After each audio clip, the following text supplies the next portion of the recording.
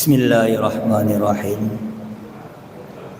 Assalamualaikum warahmatullahi wabarakatuh. Alhamdulillah, wassalatu wassalamu ala rasulillah wa man tabi'ahu ila mawalah.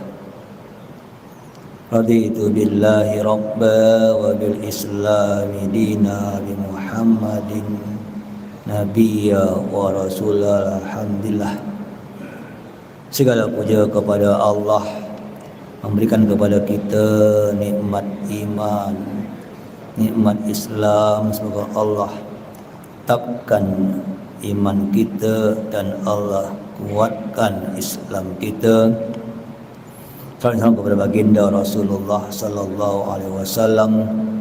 Semoga Allah jadikan kita menjadi umatnya yang terbaik dalam sunnah-sunnah Nabi, mengerti akhlak dan sirah Nabi, mendapatkan syafaat dan sahabat bersama Rasulullah sallallahu alaihi wasallam.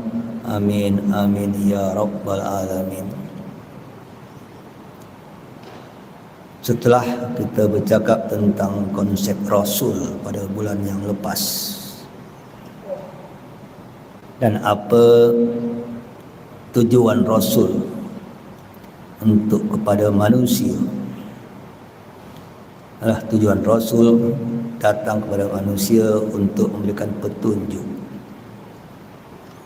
Tapi dengan apa Rasul memberikan petunjuk kepada manusia? Maka untuk manusia mendapat petunjuk Allah, Rasul pertama mengajak manusia untuk berfikir, mengajak manusia untuk berfikir. Karena dengan berfikirlah manusia akan mengenal Tuhan. Dengan berfikirlah manusia dapat menyembah Tuhan. Ini konsep sangat penting. Maka sebab itulah ayat yang pertama turun kepada Nabi Muhammad SAW adalah Iqra. Iqra bismi rabbikal ladzi khalaq. Khalaqal insana min 'alaq. Iqra wa rabbukal akram. Alladzi 'allama bil qalam. 'Allamal insana ma lam ya'lam. Iqra, bacalah hai Muhammad. Ma khalaqa, apa saja yang Allah jadikan. Bacalah artinya bukan hanya membaca. Baca adalah memperhatikanlah. Baca, pikirkanlah atas apa yang telah ada di alam ini semuanya. Karena itu semuanya akan membuat engkau untuk mengenal Tuhan engkau. Iqra bismi rabbikal ladzi khalaq. Dalam surah Yusuf ayat 2, Allah berfirman, inna anzalnahu qur'anan arabiyyan la'allakum ta'qilun. Kami sesungguhnya menurunkan Al-Quran dalam bahasa Arab, la'allakum ta'qilun, supaya kamu dapat memakai akal kamu. Yusuf ayat 2. Dalam surah Al-Baqarah ayat 242, kadzalika yubayyinullahu lakum ayatihi la'allakum ta'qilun. Demikianlah Allah menerangkan kepada kamu ayat-ayatnya untuk kamu dapat memakai akal kamu untuk berpikir. Ini konsep sangat penting. Karena hari ini banyak orang berpikir seakan-akan agama itu tak payah pakai akal. Baru-baru ini ada di Indonesia seorang YouTuber, penyakit YouTuber ini bercakap macam-macam aja. Apa dia kata? Masalah keimanan bukan masalah ilmiah. Masalah agama bukan masalah ilmiah. yakin tanpa harus berfikir. Ini sangat bahaya kalimat ini. Betul, agama yang lain selain Islam memang agama tak berfikir. Saya berani cakap, agama yang lain selain Islam adalah agama yang tidak berfikir.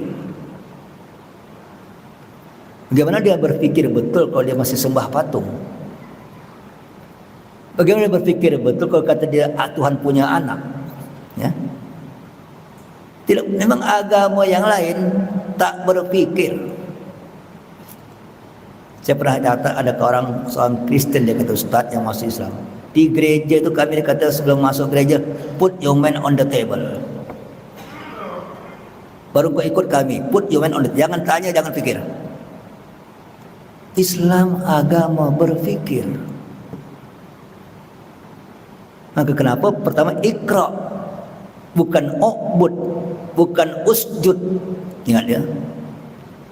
Ikra alladzi khalaqal insana min 'alaq. Ikra alladzi 'allama bil qalam 'allama insana ma lam ya'lam. Kalla innal insana la yatgha ar-ra'ahu istaghna. Inna ila rabbika ruj'a. Ara'aital ladzi yanha 'abdan idza shalla. Ara'aita in kana al-huda wa amara bit taqwa. Ara'aita in kadza wa tawalla alam ya'lam bi anna ghayyara. Kalla la illan tantahi rasman min nasiyah nasiyatin kadibatin khadi'ah fa inna dia sabana kalla la tuti wasjud waqtarib. Ujungnya baru sujud dan dekatkan diri kepada Allah. Tengok, ayat pertama adalah ikra pertama, ayat yang terakhir baru kalla tuti'u wasjud waqtarib. Sujudlah engkau dan dekatkan diri engkau kepada Allah dengan engkau berfikir pertama kali. Ini konsep sangat penting bagi saya. Karena tambah berfikir kita, berfikir yang betul, bukan asal berfikir, berfikir untuk mengenal Tuhan. Tambah dekat kita kepada Tuhan. Dalam sebuah hadis Allah katakan, "Ma khalaqallahu azza wa jalla khalqan akram alaihi min aql." Allah tidak pernah menjadikan suatu makhluk yang lebih mulia daripada akal. Hadis riwayat Tirmizi. Karena dengan akal lah kita menjadi makhluk yang paling mulia. Betul. Dengan akal lah kita menjadi makhluk yang paling mulia. Maka dengan akal kita berfikir. Berfikir untuk apa? Pertama, akal untuk dipakai mengenal Tuhan. Dari ikra bismi rabbik alladzi khalaqa. Bacalah dengan nama Tuhan engkau yang telah menjadikan segala sesuatu. Ini kan seperti ya. Berfikir kita bukan berfikir macam berfikir orang kafir yang tidak mengenal Tuhan dalam kehidupannya. Berfikir kita berfikir yang mengenal akibat berfikir kita akan mengenal Tuhan. Maka dalam ayat surah Al-Mulk, wa qalladzina kafaru law kunna nasma' aw na'qil ma kunna fi ashabis sa'ir. Orang kafir berkata, kalau kami mendengar wahyu atau kami berfikir, maka kami tidak akan pernah masuk dalam api neraka.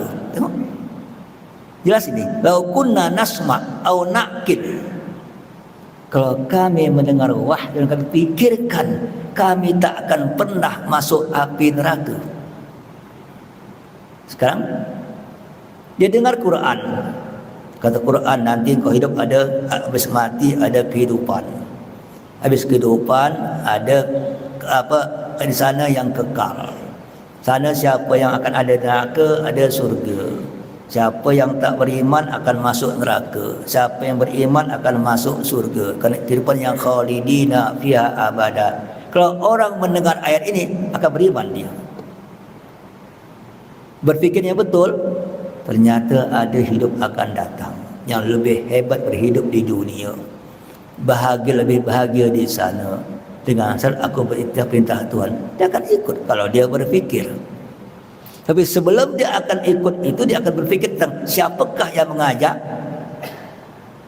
siapakah yang mengatakan ini? Tuhan.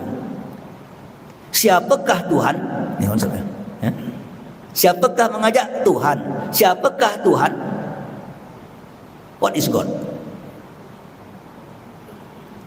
Tuhan itu zat yang menjadikan segala sesuatu. Selesai. Tuhan itu zat yang menjadikan segala sesuatu. Karena tidak mungkin ada sesuatu tanpa ada yang menjadikan sesuatu. Tengok. Tidak mungkin ada sesuatu tanpa ada yang menjadikan sesuatu. Itu konsep akal. Oh, ada sesuatu tanpa ada yang menjadikan sesuatu. Itu adalah keputusan orang tak berakal. Betul kan? Meja ni ada tanpa ada tukang buat meja.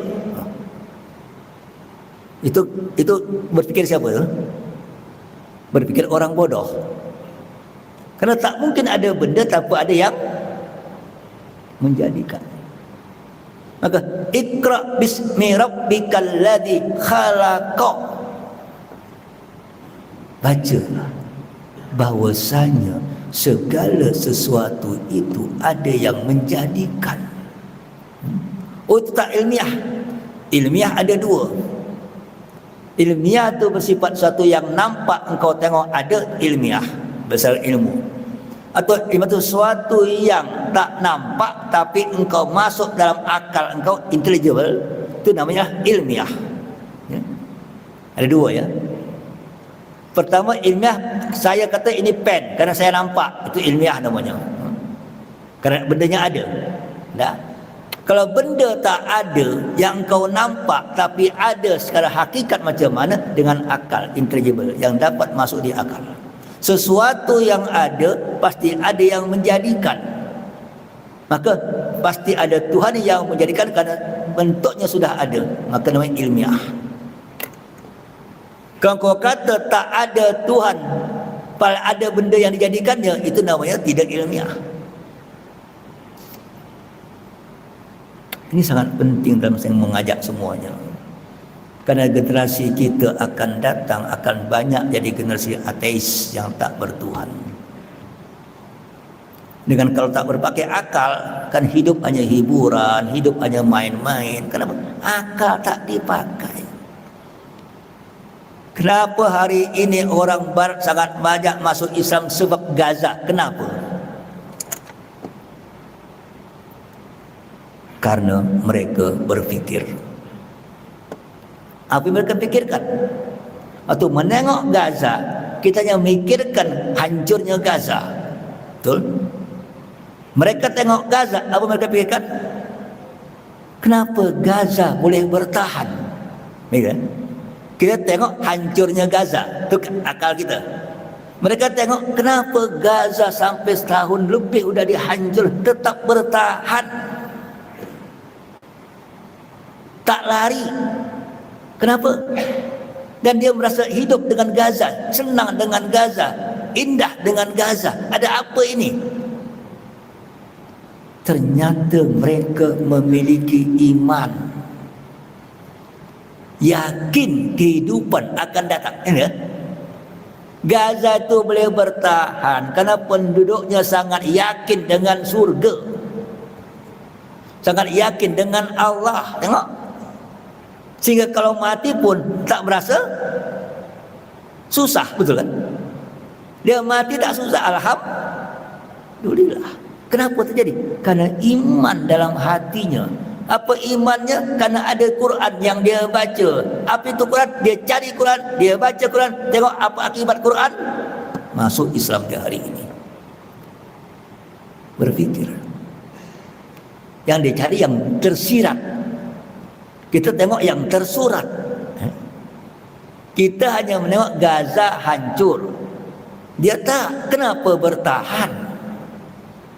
Ada sesuatu, sedangkan itulah yang dia cari hari ini. Sejak lama dia tak dapat. Kenapa? Apa dia cari?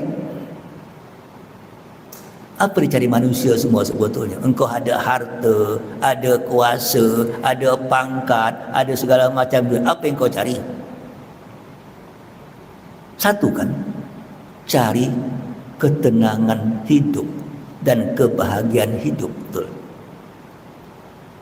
Dia udah dapat harta, tak bahagia hidupnya. Dapat kuasa, tak bahagia hidupnya. Dapat segala macam hiburan, tak bahagia hidupnya.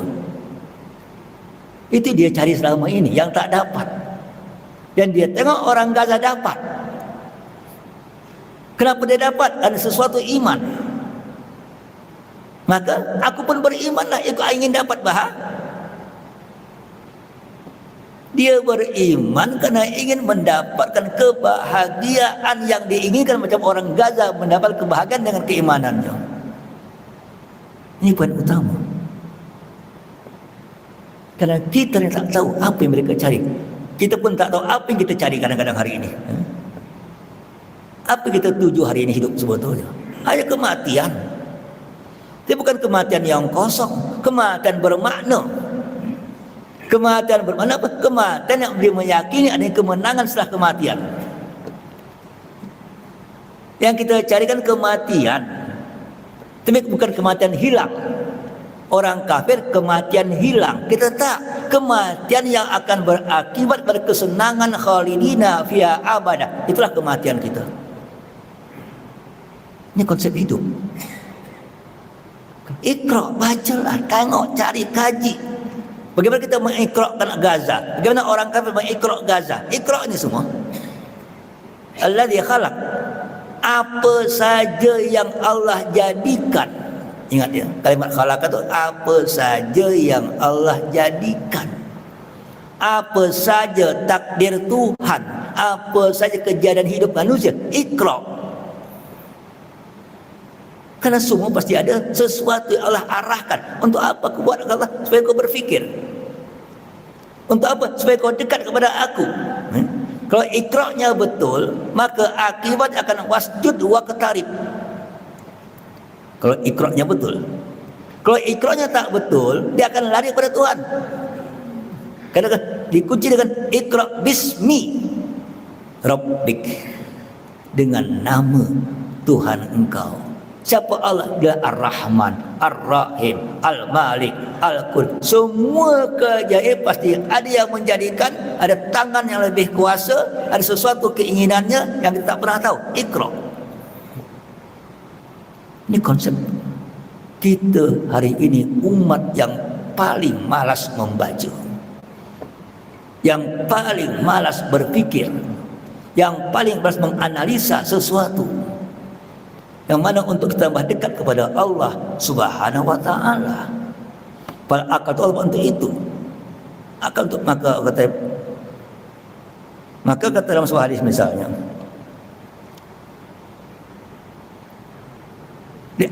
bahwasanya dengan akal engkau akan tahulah apa yang Allah lakukan. Dengan maka ad-dinu aklun, dalam sebuah hadis sahih, agama itu adalah akal. Wala dina liman la aqla lahu, dan tidak ada agama orang tidak berakal. Keras itu. Dan menambah hidup engkau, kebaikan agama engkau dengan kebaikan akal engkau. Maka wa maktasaba rajulun misla fadli akli yahdi sahibahu ilal huda.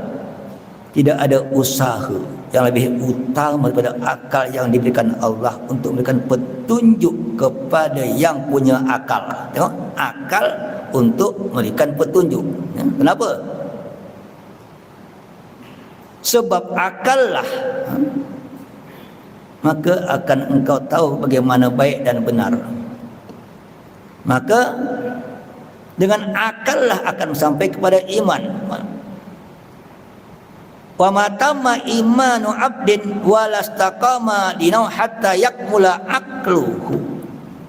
Tidak sempurnalah iman seseorang kamu, dan tidak akan istiqomahlah dalam beragama sebelum kamu sempurna akalnya.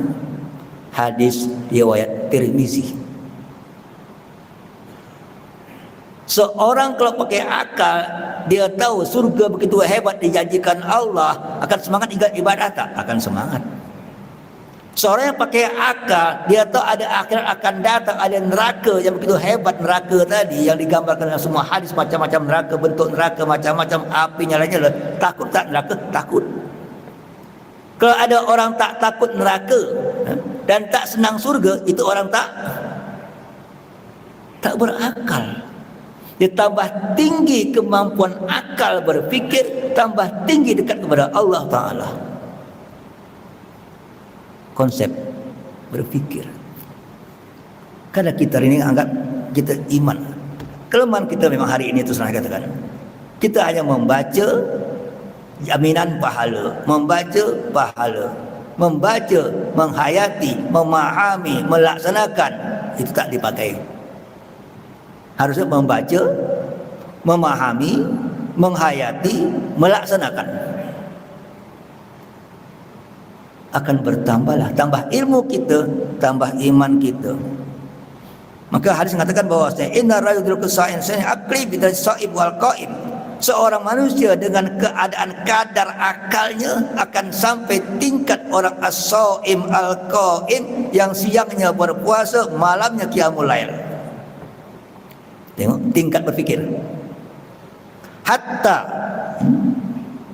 bahwasanya sampai kepada la yatimu rayul husnul khulqi hatta yatimu aqlu. Seorang tak akan sampai tingkat akhlak yang paling tinggi kalau tak sempurnalah akalnya. Fa'inda dal tamma imanu. Kalau sempurna akalnya, sempurnalah imannya. Wa ata'a rabbahu, maka akan taat kepada hamba-Nya, kepada Allah, kepada Tuhannya. Kalau dia berakal, engkau ditujukan Tuhan yang jadikan engkau, Tuhan yang menghidupkan, Tuhan yang mematikan. Tengok, Tuhan itu yang menghidupkan, Tuhan mematikan. Dan sekarang Tuhan akan memberikan balasan. Kalau saya tak buat perintah Tuhan, maka saya akan kena siksaan. Kalau engkau berakal, tambah lama tambah takut dengan Allah. Berfikir macam itu sebetulnya. Maka likulli syai'in da'amah wa da'amatul mu'min akluhu. Segala sesuatu ada tiangnya, dan tiang suatu orang beriman akalnya. Fa bi qadri aklu yakunu ibadatu. Sekadar akalnya yang menentukan ibadahnya. Tengok, kadar akalnya itu menentukan kualiti ibadahnya. Contoh, engkau solat tanpa berfikir apa yang kau baca, dan solat dengan berfikir apa yang kau baca, mana lebih kualiti? Solat dengan berfikir apa yang dibaca, dengan solat tanpa berfikir apa yang dibaca, walaupun tetap sah, dua-duanya sah. Kita bukan bercakap sah lagi, cakap kualiti kita. Kita baca Quran dengan tadabbur, baca Quran dengan tanpa tadabbur, mana yang lebih baik? Maka berarti dengan kadar akal kita lah sebetulnya tambah tinggilah kualiti ibadah kita. Ya? Ini sangat penting. Makanya Ama sami'tum qaulal fujjar finnar, kata hadis ini. Apa kamu tak, kata Nabi, apa kamu tidak mendengar bahwasanya bagaimana Allah bersabda, berfirman, "Lau kunna nasma au naqil ma kunna fi ashabis sa'ir." Kalau kami berfikir, kata orang kafir, kami tak akan jadi orang penghuni neraka. Jelas. Ini konsep berfikir. Maka Asar mengatakan, atmamkum aklan asaddukum lillahi ta'ala khaufan. Orang yang paling sempurna akalnya akan paling takut kepada Tuhannya. Orang paling sempurna akalnya akan jadi orang yang paling takut kepada Tuhannya. Betul kan?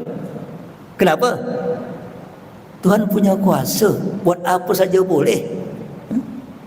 Kalau dia kuasa, kalau aku tak buat baik, aku akan kena siksa dia. Tak ada yang dapat menghalangi kita. Siapa yang paling tinggi akalnya, paling takut dengan Tuhannya, wa ahsanukum fima amarakum bi wa na'anhu nadaran. Dan orang yang paling memperhatikan apa yang Allah perintahkan dan apa yang Allah larang, itu orang berakal. Perintah Allah tak miss, larangan Allah tak buat, itu orang berakal.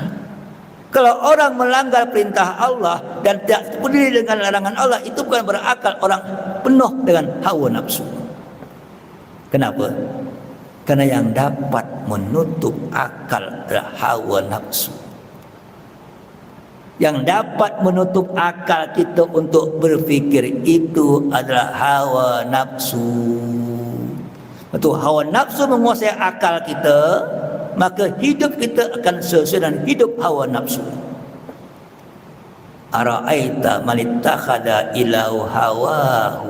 Kamu tidak melihat orang yang telah menjadikan hawa nafsunya sebagai Tuhannya. Ya. Nafsu dapat menjadi Tuhan. Apa Tuhan? Sesuatu yang engkau sembah, suatu engkau pentingkan, suatu yang engkau tuju. Kau pentingkan Allah, Allah Tuhan engkau. Kau pentingkan hiburan, hiburan Tuhan engkau. Kau pentingkan harta, harta Tuhan engkau. Siapa kita? Ini konsep hidup. Maka inna habal mu'minin, orang yang paling Allah cinta siapa?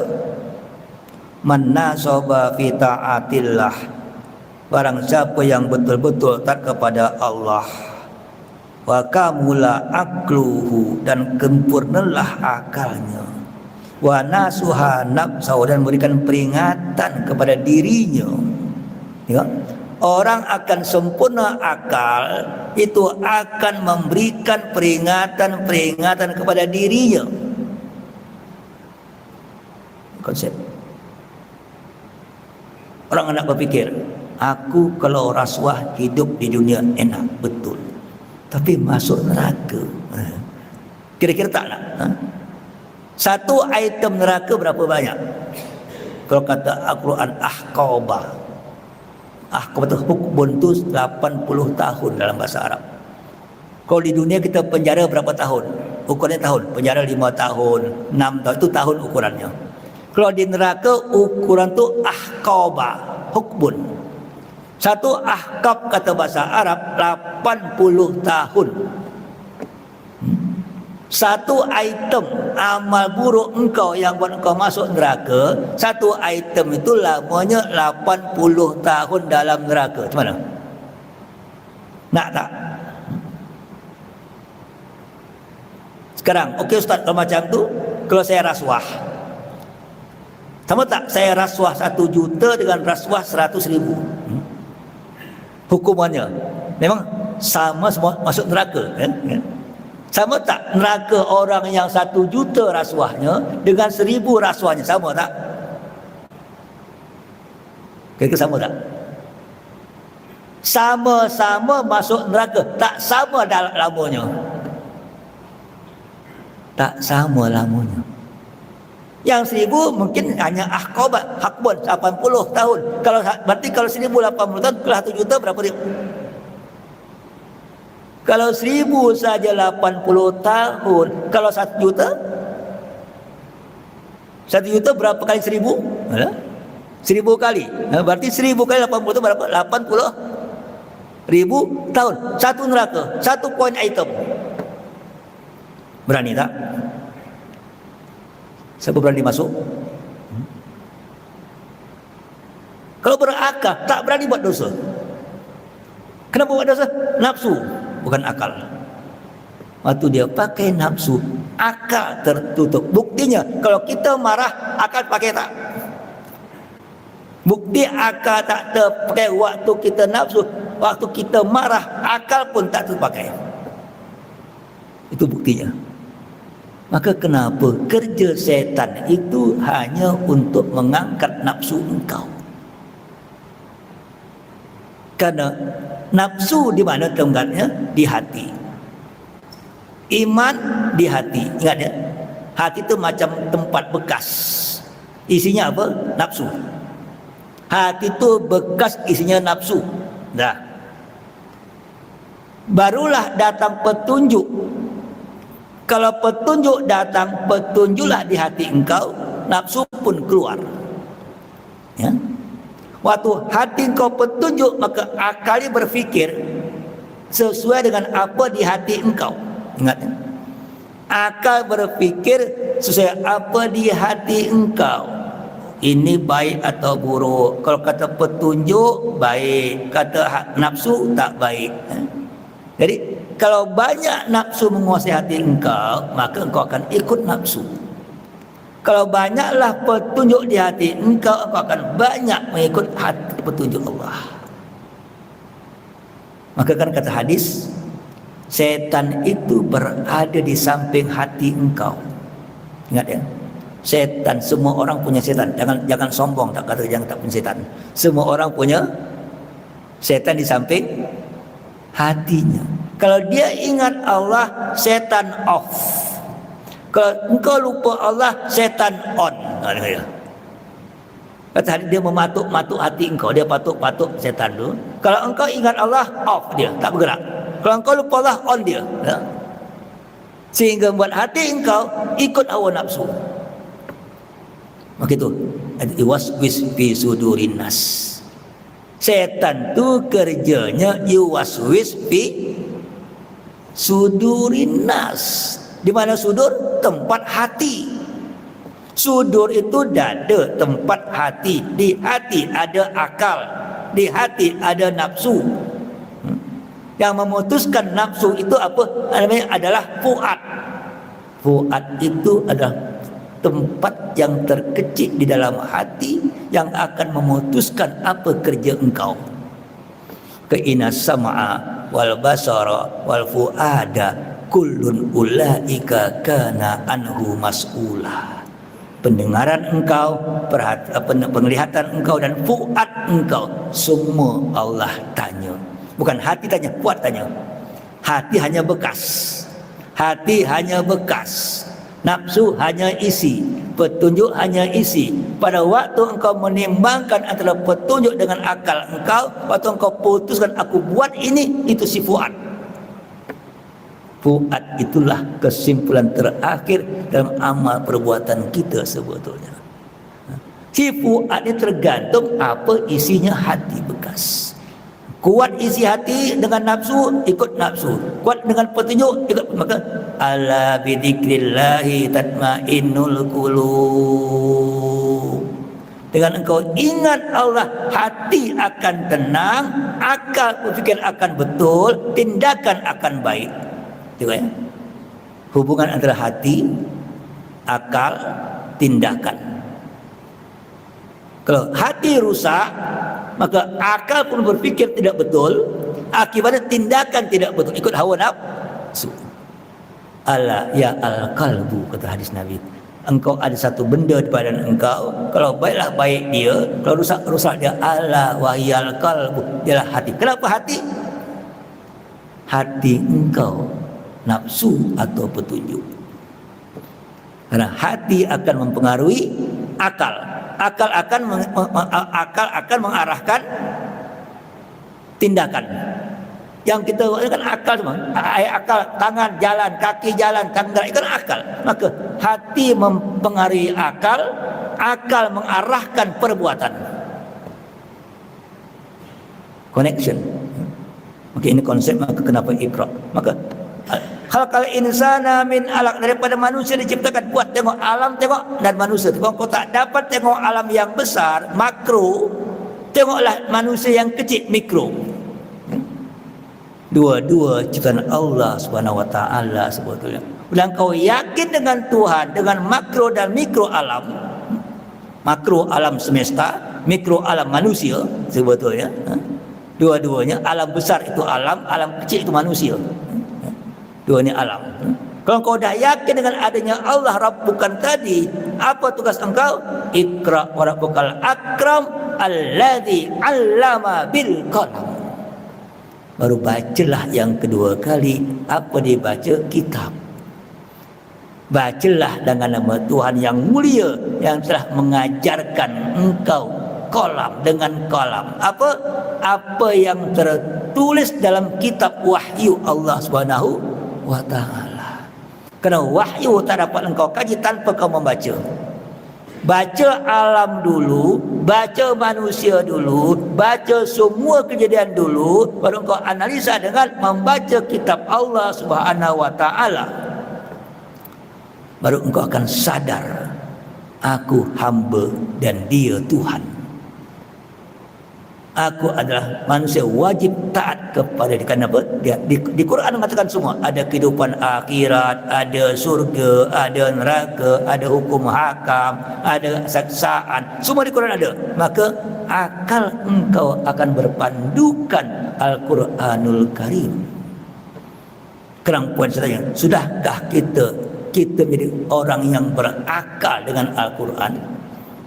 Atau berakal tanpa Quran, atau berquran tanpa akal? Berakal dengan Al-Quran, artinya ayat dibaca, dipikirkan menjadi sikap hidup, atau kita berquran tanpa pakai akal, atau orang berakal tanpa Quran. Hanya 3 kondisi dia. Orang kafir berpikir tanpa Quran. Kita harus berquran menjadi panduan kita berakal. Kenapa? Karena ada 2 kehidupan. Kehidupan dunia dengan akal dan kehidupan akhirat dengan akal. Kehidupan dunia akal yang nampak, akhirat akal yang tak nampak sebetulnya. Maka engkau mempersiapkan dunia engkau untuk kehidupan engkau di akhirat nanti, yang memang itulah hidup kita, karena kita hidup selama-lamanya. Ingat ya, kita hidup ini bukan sementara. Kita hidup ini tidak ada lagi akhir. Kita hidup ini hidup selama-lamanya. Yang mati akan hidup lagi. Kalau dia baik-baik selama-lamanya, kalau dia rusak-rusak selama-lamanya. Tak ada orang berhenti hidup tengah jalan, tak ada. Yang ada pindah alam. Engkau pindah alam roh ke dunia, namanya lahir. Kau pindah dunia alam barzah, namanya adalah mati. Pindah alam barzah kepada alam akhirat, namanya kebangkitan. Hanya pindah alam. Kalau mereka kata umat hanya berpindah satu tempat ke tempat yang, maka pakailah akal engkau di tempat ini, engkau akan dapat tempat terbaik di dunia yang sana sebetulnya. Dengan kau pakai akal di tempat dunia, akan jadi orang terbaik di akhirat nanti. Harta kau pakai akal, akan jadi kaya di akhirat. Kuasa pakai akal, kaya hebat di akhirat tu. Pakailah apa yang kau miliki di dunia ini dengan akal engkau, berpandukan wahyu Allah, akan kau selamat di akhirat, khalidina fiha abada, dan bahagia selama-lamanya tanpa akhir. Moga Rabbana atina fid dunya hasanah wa fil akhirati hasanah wa qina adzabannar. Walhamdulillah, wassalamualaikum warahmatullahi wabarakatuh.